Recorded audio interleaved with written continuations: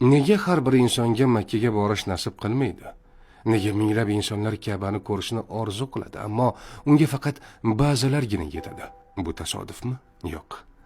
Bu Allohning tanlovidir. Olimlar aytishadi, Allohning uyiga faqat uning o'zi taklif etgan bandalar kiradi. Makka turistik joy emas, bu yaratuvchining uyidir.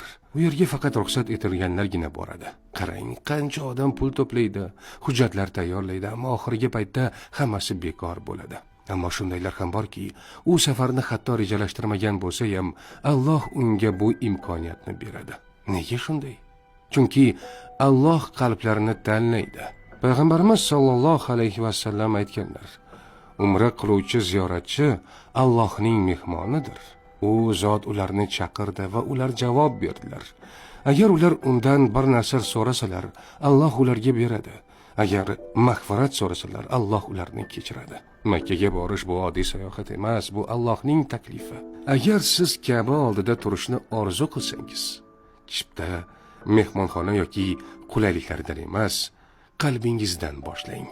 Chunki eng katta baxt bu Allohning chaqirig'iga labbayk, Allohumma labbayk deb javob berishdir.